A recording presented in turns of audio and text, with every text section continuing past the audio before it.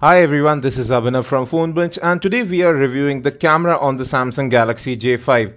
Now you might have already seen our comparison with the Moto G. If not, you can have a look at that video. I'll have a card up top.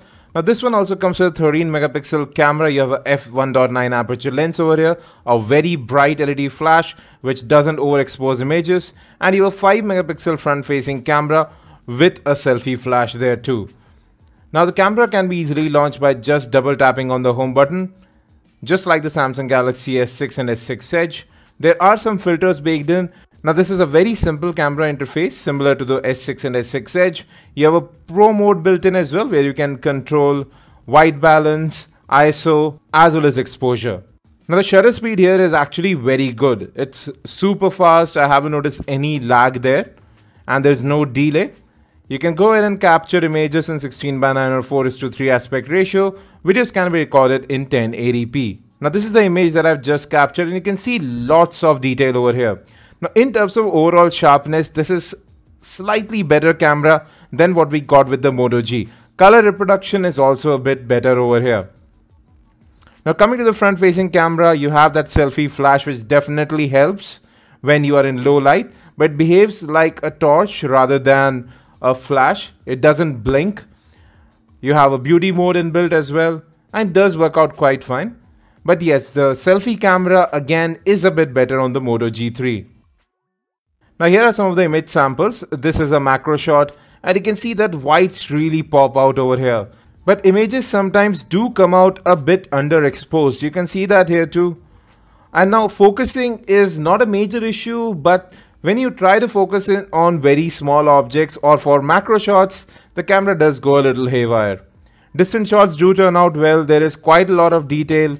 Again, exposure compensation is a bit weak, but these can be fixed with software updates. Overall, the camera does take sharp images. There is no artificial sharpening here. So again, that works in favor of the camera. Now you do have tap to focus available over here, which does work out quite well. You can see the front as well as the background in focus now. You have that great bokeh effect because of that 1.9 aperture lens. But yes, even distant shots with good amount of lighting do turn out slightly underexposed. There's quite a lot of detail that this camera captures. Now this was a cloudy day, I must say that, but it wasn't as dark as this camera is showing here. Now you can jump into the Pro mode and handle exposure yourself to get a better image. Now again, whites look really good. For some reason, whites just shine through over here. Now I expected this camera to perform a lot better because of the larger aperture size, but underexposure is something I found to be more often than not. But color reproduction is really good. It's not overpronounced. It's not oversaturated. Even macro shots with a little bit of distance do turn out quite well. Now these were taken indoors and you can see that as soon as you come indoors, there is a bit of noise that is introduced and the camera does struggle a bit with focusing. But in general, low light performance is better with the Samsung Galaxy J5 than with the Moto G3. The flash definitely helps and really brings out the color even if there is not much surrounding light. You can have a look here too. Even the water droplets can be seen with the help of the flash. So overall, even in low lighting, the flash helps. The front facing selfie flash again helps a little bit more. Now video quality is actually nothing to write home about. But yes, this camera is able to handle exposure well. Continuous autofocus is also available over here. You can see right here, if we just move around, right now we are recording have a listen to the audio as well. Video sample with the Samsung Galaxy.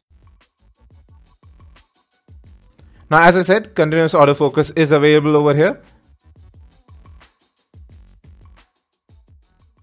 The J5 has a far more feature-rich camera interface.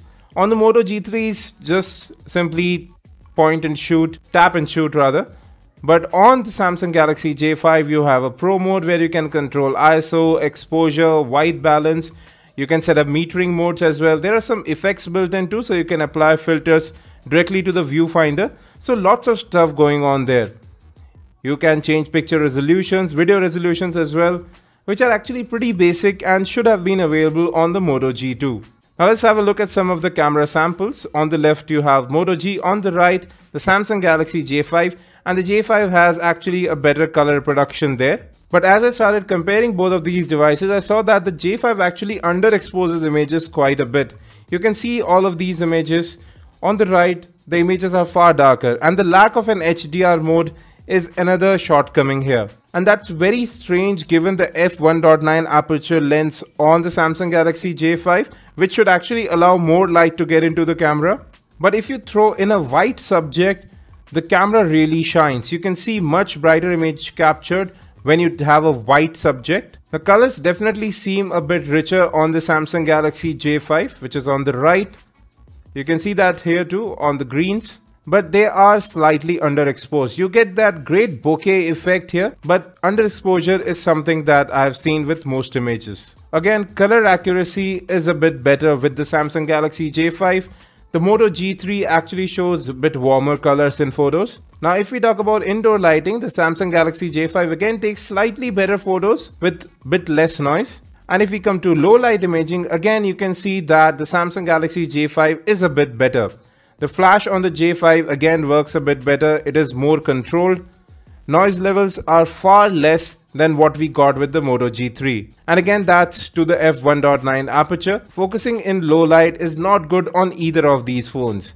They both take a long time to focus in, and generally you have to use the flash. Now let's compare the video samples. So both have continuous autofocus. The color reproduction is better on the Moto G3 and it handles exposure better, again just like it does on photos. Focusing is a bit faster on the Moto G3 as well. So well folks, that was our camera review of the Moto G3 and its comparison with the Samsung Galaxy J5. What I found was that in outdoor lighting, the Moto G3 performs better. Under low lighting, the J5 has a slight edge. In terms of overall color reproduction, the J5 has a slight edge again. But overall, I still like the Moto G3's camera a bit better. Don't forget to hit that subscribe button to get those videos and hit that like button if you like this video as well. Thanks for watching. Any questions, let us in the comment section, and as always, have a great day.